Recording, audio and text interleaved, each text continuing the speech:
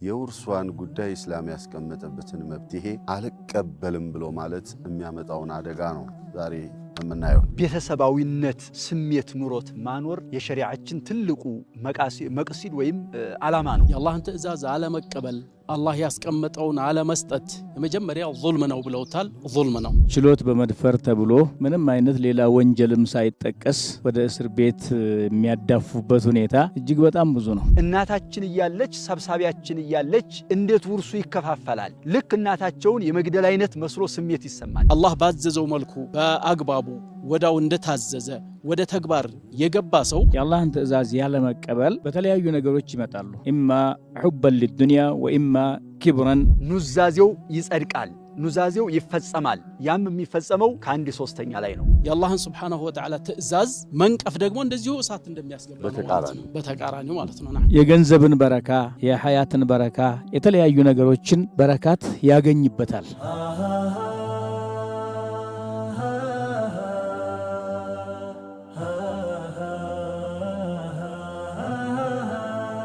ሰላም አለይኩም ወራህመቱላሂ ወበረካቱሁ። የተከበራችሁ የፕሮግራማችን ተከታታዮች ትዳር መሰረትን አብረን ስንቆይ መፋታት ሊፈጠር ይችላል። ለሱም መብት እስላም አስቀመጠ አያምጣውና ሞትም ሊመጣ ይችላል። ሲሞት ታዲያ ንብረት ይኖራልና የውርሷን ጉዳይ እስላም ያስቀመጠበትን መብትሄ አልቀበልም ብሎ ማለት የሚያመጣውን አደጋ ነው ዛሬ የምናየው። ሳንቲም ታሳስታለችና ሼክ መልፋው አህላ ብስሚላህ ወልሐምዱሊላህ ወሰላቱ ወሰላሙ ዐላ ረሱሊላህ ወዐላ አሊሂ ወሰሕቢህ። ያው ቤተሰብን መመስረት፣ ቤተሰብን ማቆየት፣ ቤተሰባዊነት ስሜት ኑሮት ማኖር የሸሪዓችን ትልቁ መቅሲድ ወይም ዓላማ ነው። ለዚህ ሲባል ቤተሰብነትን የሚያሻክር፣ ቤተሰብነትን የሚያጠፋ፣ ቤተሰብነትን እንደው ችግር ላይ የሚጥል ነገሮች በሙሉ ከወዲሁ ይዘጋቸዋል።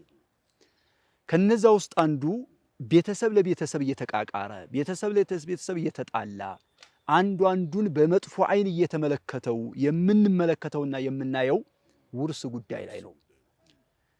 አባት ይሞታል፣ እናት አለች።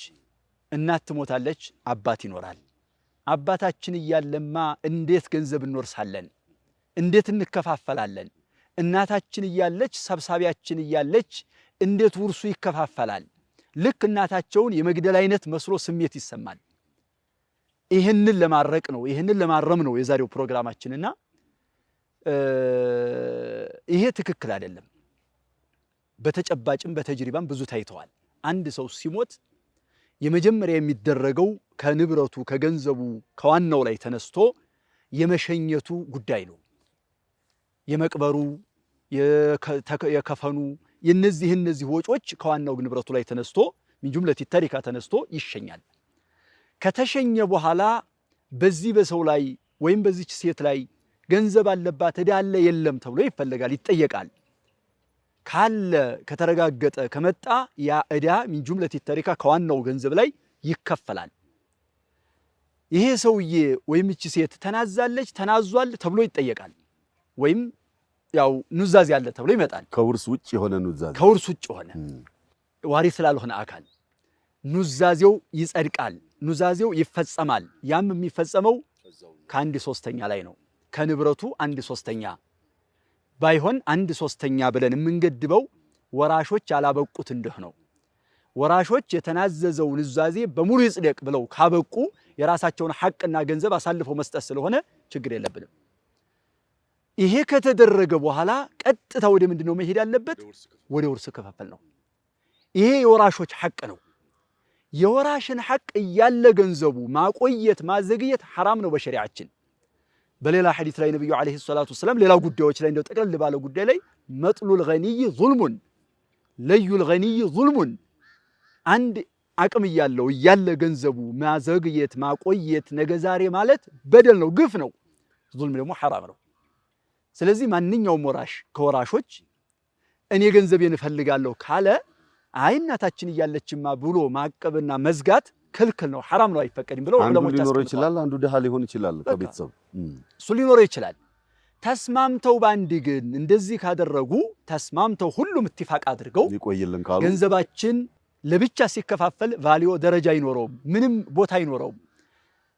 ባንድ ሲሆን ግን ጥሩ ስራ ሊሰራ ይችላል፣ ጥሩ ፕሮጀክት ላይ እንትን ሊል ይችላል፣ ጥሩ ትርፋማ ሊሆን ይችላል።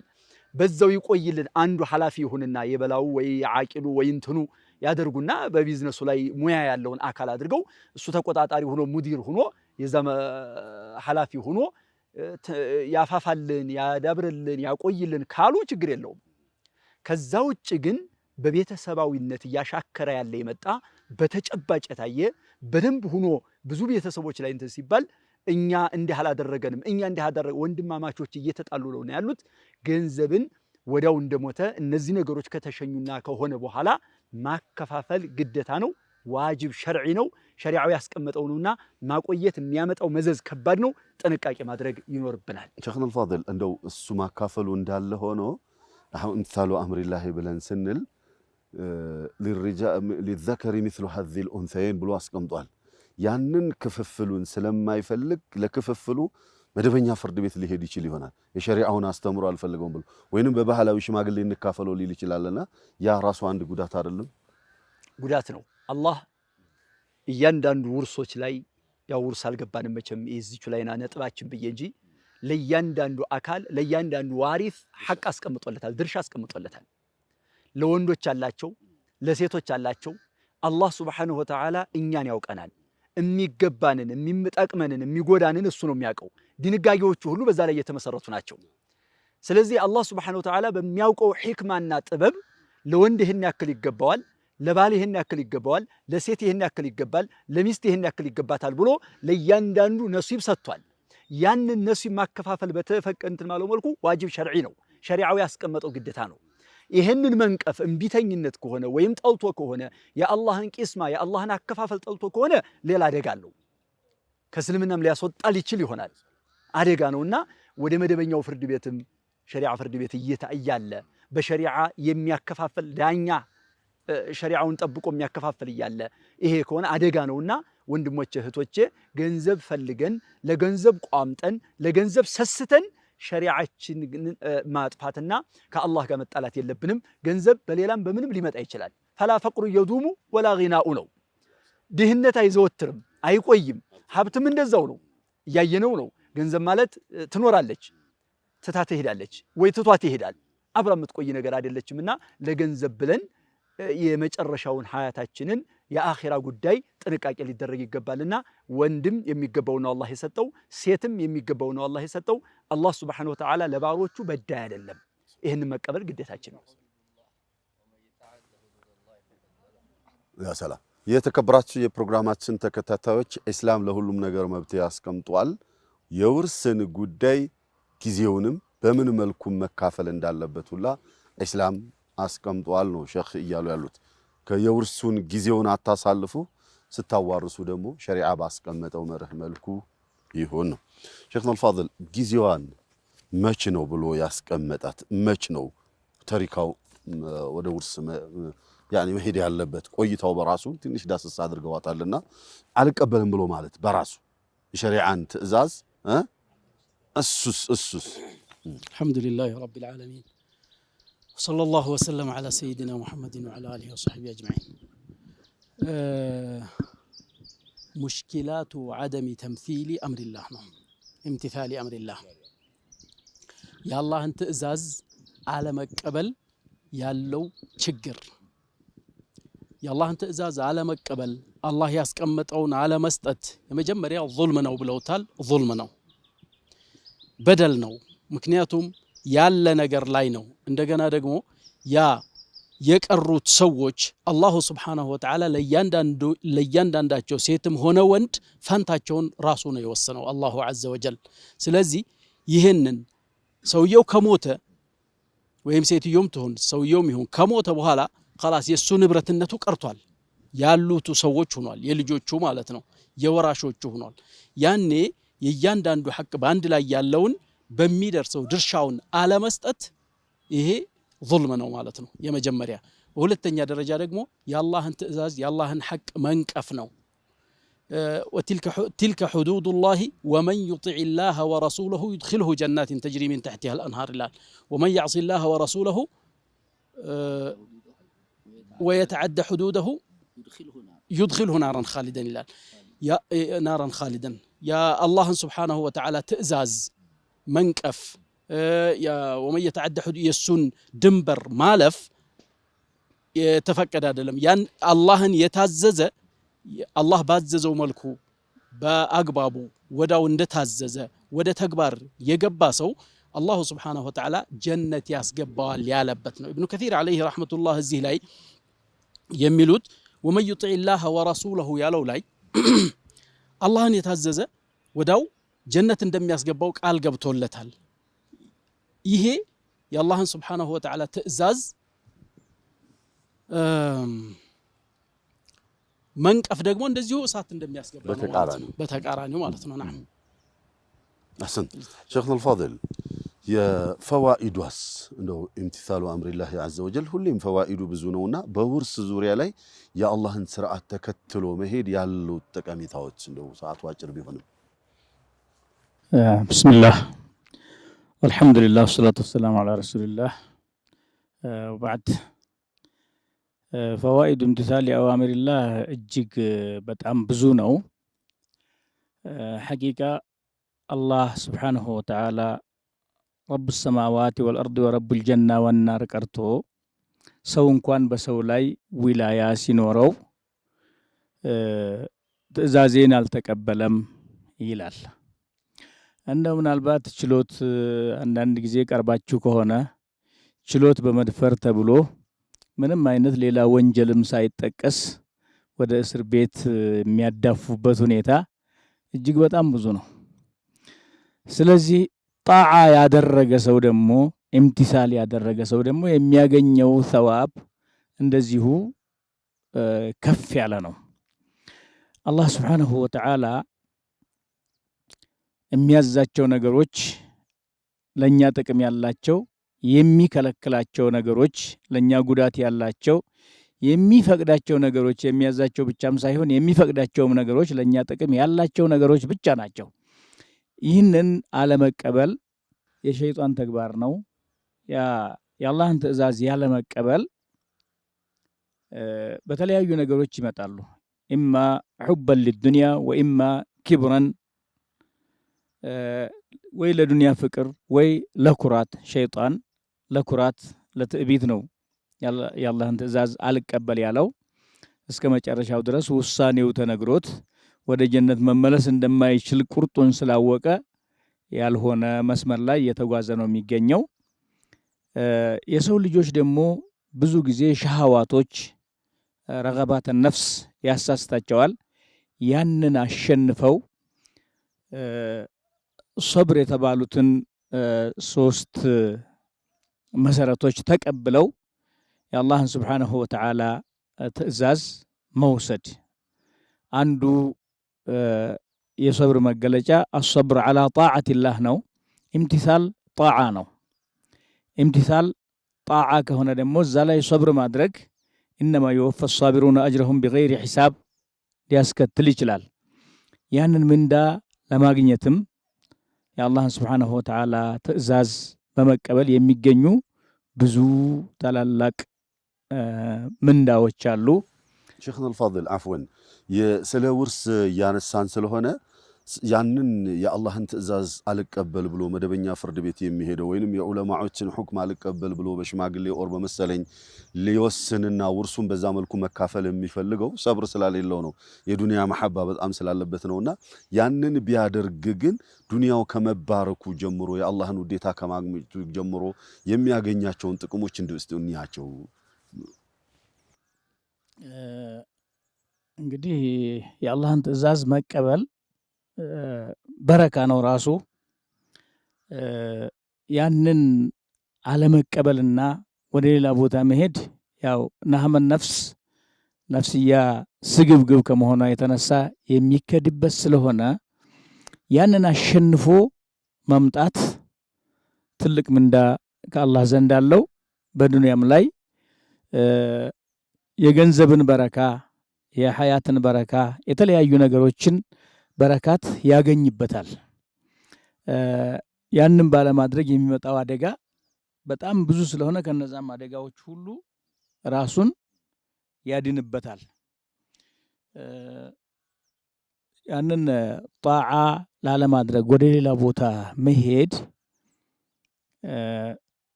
ሌሎች አደጋዎች አሉት። መራቲቦች ቢኖሩትም ቅሉ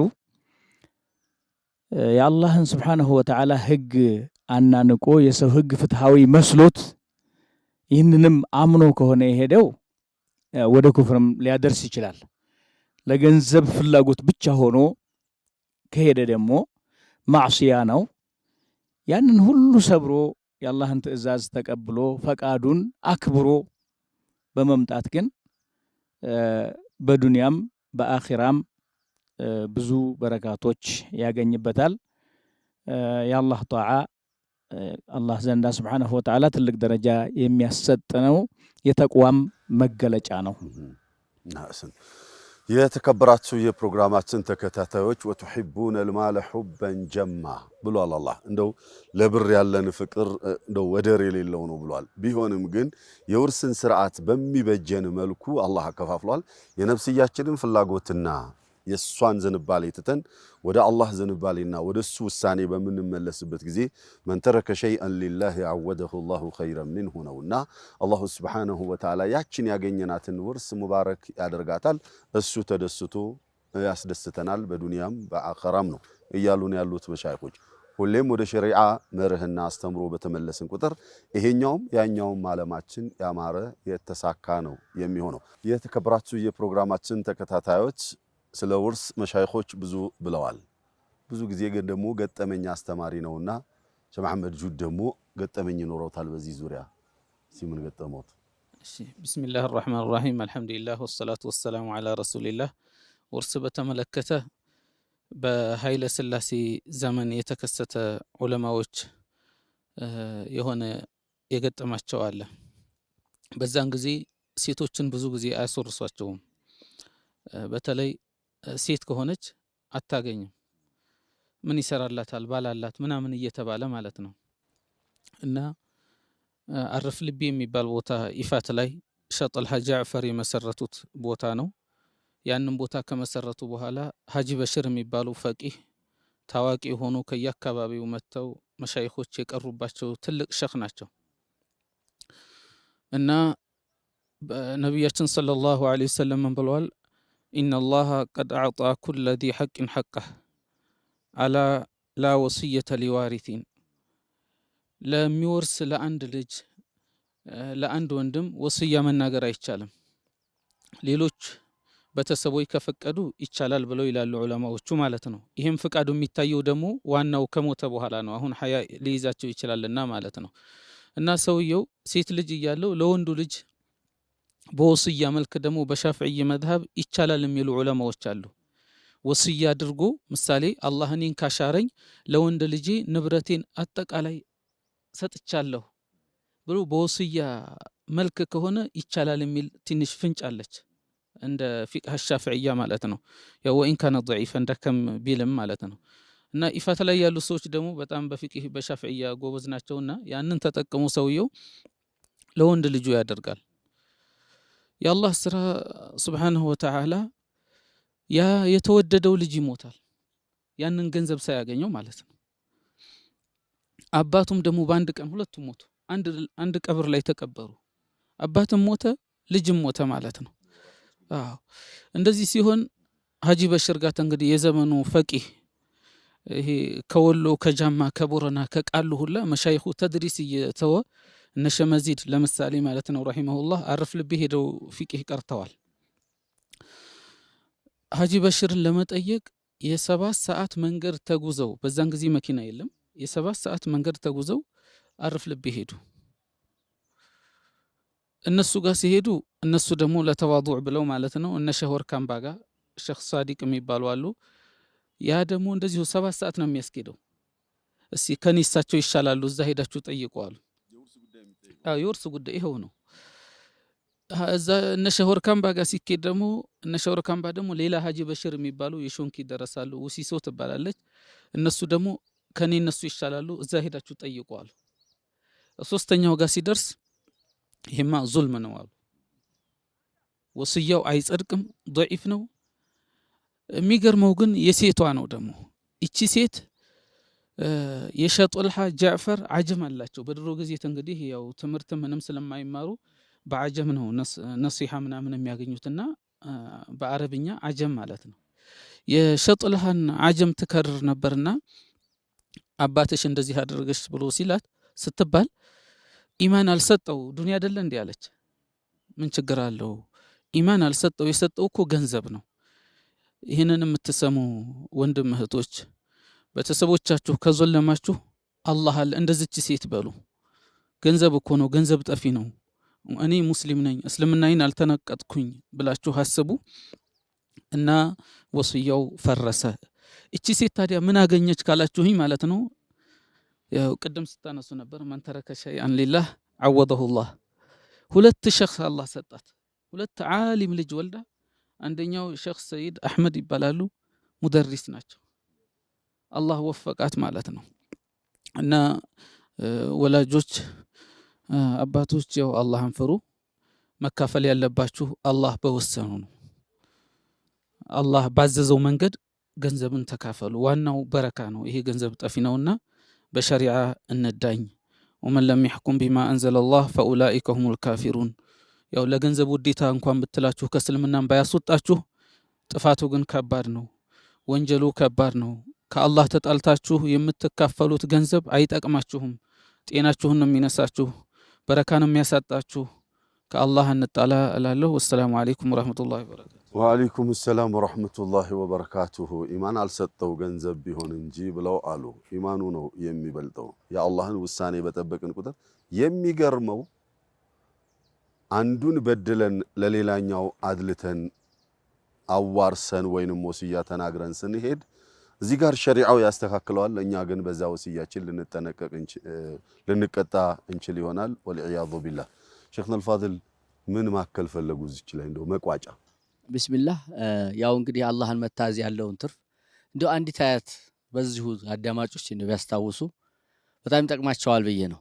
እርግጥ ከዚሁ ከውርስ ጋር ተያይዞ ሼኹና አልፋዲል ሁለት አያቶች አላህ መጨረሻ ላይ አስቀምጧል። መታዝ ያለውን ትርፍ እዛው አስቀምጧል፣ ጀነት ያስገባዋል። ትእዛዙን መጣስ ደግሞ እሳት ያስገባው ብሎ አስቀምጧል። እንደው ጠቅለል ባለ መልኩ ግን ወመን ዩጢዕላህ ወረሱለሁ ወየኽሸላህ ወየተቂህ ፈኡላኢከ ሁሙል ፋኢዙን።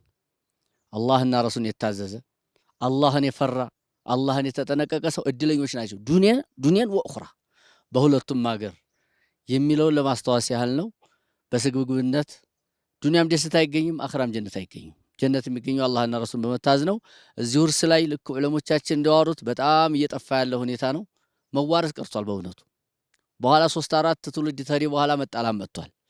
ለመፍታት እኛ ጋር እየመጡ እንዴት እንደምንፈታው የሚያስቸግር ማን ነበር፣ ከዛ በኋላ የዛ ጊዜ ማን ነበር ያለውና ያለውን እንኳን መለየት የማይቻልበት ሁኔታ ላይ ስላለ ሼኽ ያዕቁብ እንዳሉት ቶሎ እንደሞተ ቶሎ ወደ ውርስ ይሄድና ተነየቱ መጀመሪያውኑ አፉ ብለናል ይበሉ። ካልሆነ ግን ይዋረሱና የፈለገ ይስጥ የፈለገ ራሱን ውሰድ። መውሰድ ደግሞ ነውር አይደለም። ይሄ በጣም ትልቁ ችግር ነው። አንድ ሰው ውርስ ስለጠየቀ ስግብግብነት አድርገው ይወስዱበታል። ስስታም አድርገው ወይ ጠልቷን ነው እናታችንን ብለው የሚወስዱበት አጋጣሚ አለ። ሐቁን የጠየቀው አላህ የሰጠውና እዚህ ላይ አላህ ንፍራ ለማለት ያክል ነው። ቢላሂ ተውፊቅ። ሰላሙ አለይኩም ወራህመቱላሂ ወበረካቱ። ወአለይኩም ሰላም ወራህመቱላሂ ወበረካቱ። የተከበራችሁ የፕሮግራማችን ተከታታዮች የውርስ ጉዳይ አይደለም አዋሙን አንዳንዴ ደረሰውንም ሊያስቸግር ይችላል።